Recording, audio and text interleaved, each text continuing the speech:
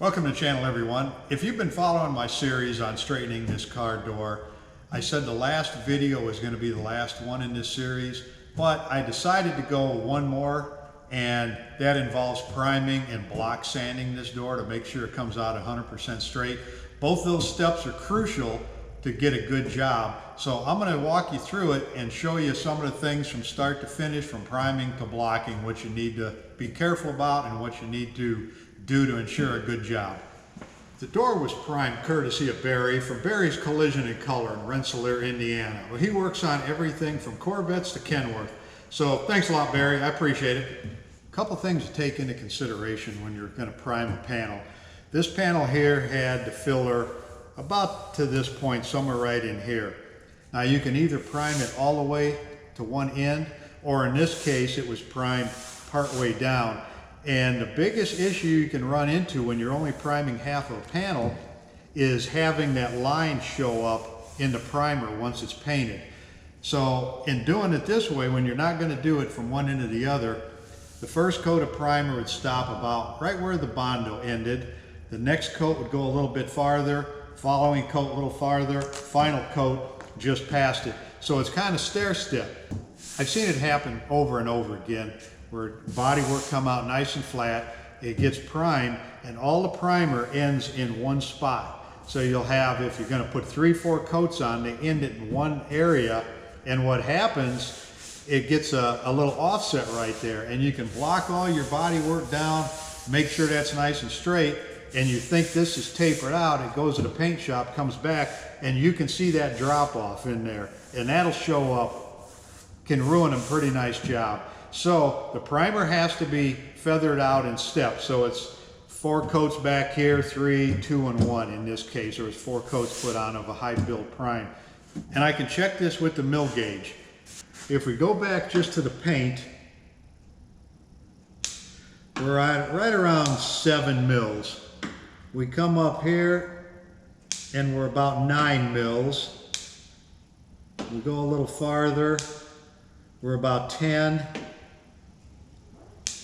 And here we're about 12, getting to 14. So you can see how that tapers up nice. So that'll give us a nice transition from the primer to the paint. And all I'm going to use on this is 220. If you start with anything coarser, I know some guys that go 150 or 120, you're going to put a lot of scratches in there that you're going to have to sand out. So it's going to take those scratches down deeper. You have to sand to the bottom of those scratches. You're going to be taking some of the material off. You want to leave as much primer as possible for a buildup so nothing bleeds through. You got a nice sealed coat there. So 220 is fine. We'll finish it up with 320 on the finish sander. But 220 will take everything down. And if you need to go really rougher than that, it might be because your body work wasn't as good underneath here, your straightening work or your filler work, your Bondo, and you're trying to actually fix it with primer. Here, it'll blend everything out, so we don't need to go anything heavier or anything coarser than 220. Before we do that, I'm going to put some guide coat on there, and that'll tell us where we blocked and what didn't cut through yet. So that gives you a nice guide. You can see exactly where you're sanding, how it's progressing, how much primer you're taking off. And I'm going to use the same board that I did my Bondo work with. It's a 10-inch. It's plenty long enough for this. I've got one that's longer, but there's really no need to. This will do everything I need to do. So I'm going to get some guide coat on here.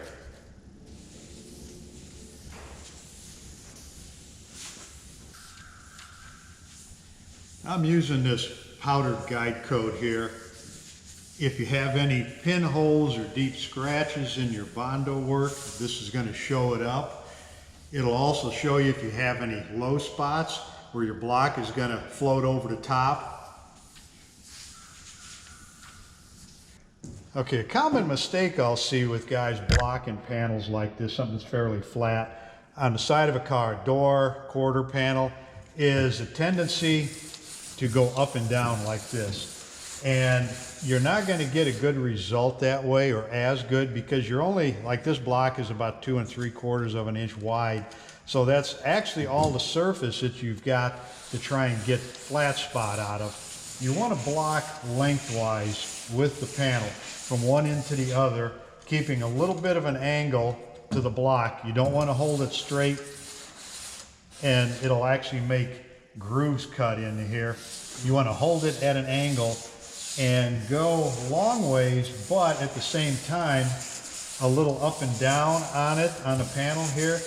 That'll give you a crosshatch pattern, and that'll take care of the long way and top to bottom at the same time. When you're looking at this panel on the side of a car and you sight down it, that's what you're looking for to see if there's any waves.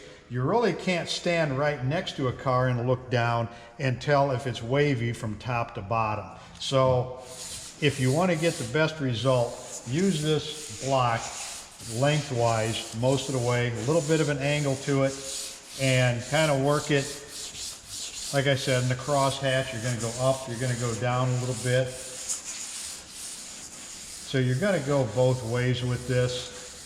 Most of your travel is end to end with a little bit of movement up and down on it, and keep an angle to it no matter, even when you're on these sharp corners, you should have an angle to this thing. You want to avoid cutting straight in like this because it'll leave an edge from the edge of your block right along there, and sometimes they're tough to get out and you might not see them until it comes back from paint. So let me get my mask on and we'll start blocking on this, take it all the way down.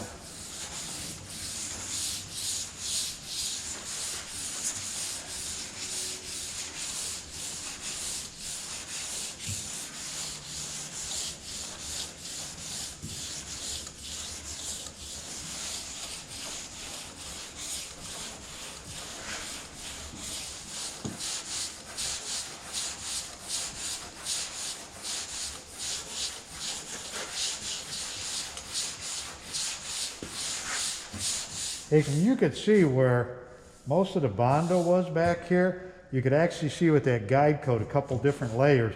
The primer will swell up the Bondo just a little bit, but within a couple strokes going across here, everything is just disappearing. So it's very minimum of how much it took to fill this, but we still want plenty of primer on here so we've got a nice even coat once it's done.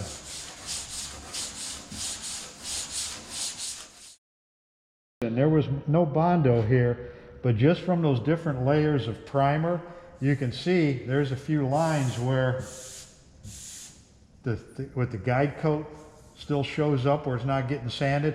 So that primer is stair-step down. So they even show up when it's stair-step. So you can imagine if you put all 4 coats in one area, what you'd have to do to try and get that taper down.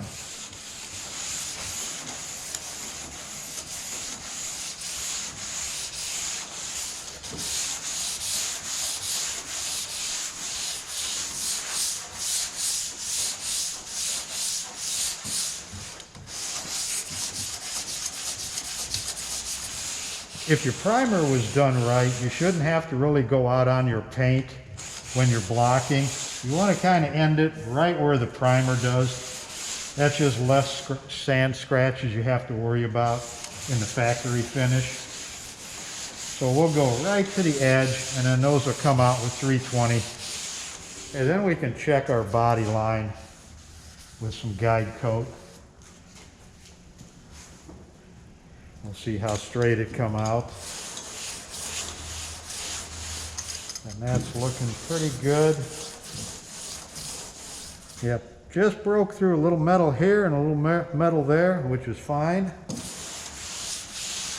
And I think we can stop right where we're at before we go through to any Bondo. I'm going to put another coat of guide coat on here, and we'll take some 320 on a finish sander. I'll sand all the guide coat off. That way I know the sand scratches, the 220 sand scratches are removed. And then I'm going to stand this door up and we'll wet it down and take a look down it, sight down it, see how straight it is.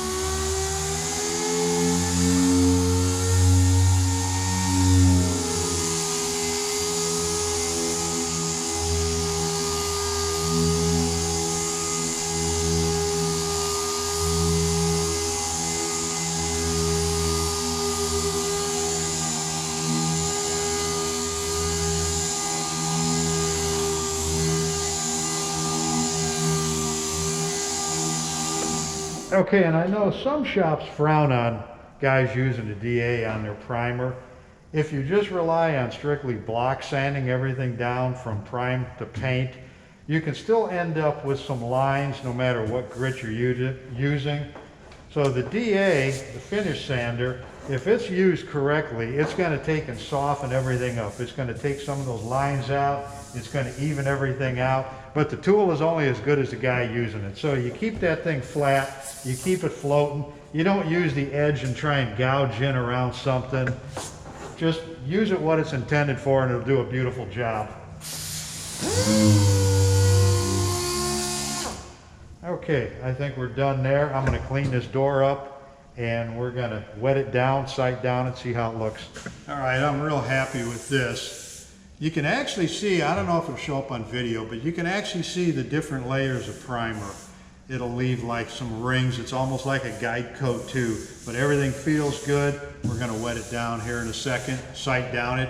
Another couple things to consider, like this door here has got this recessed area where the handle goes. And when Barry primed this, he taped this off. There's no sense in trying to sand all this down, just blow primer in there, because then you got to come back and you got to sand that primer. So just tape it off. You don't need to mess with that there. Same way with the bottom of this body line right here. Even though this is underneath the molding, just tape it off there. Why put primer in there? Because you're going to have to sand it, you're going to spray primer on it, then you've got to resand it. So anything that you don't need primer on, you know, tape it off. Just give you room to feather out where your repair area was. All right, I don't know if it's going to show up on a video, but this is a way you can check your body work before it goes to paint. I'm just going to use some rubbing alcohol, but Prep-Sol, anything like that, a solvent. I'm going to wet that down.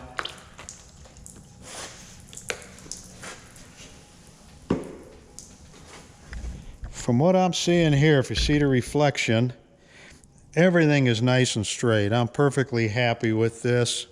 That gives you an idea, and I hope it's showing up on video. I'm trying to move it a couple different angles. You can see the reflection.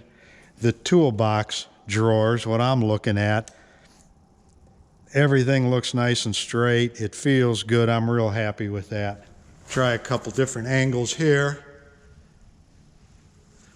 Everything looks good.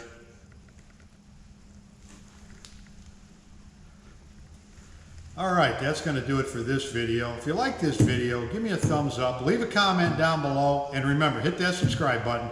Thanks for watching.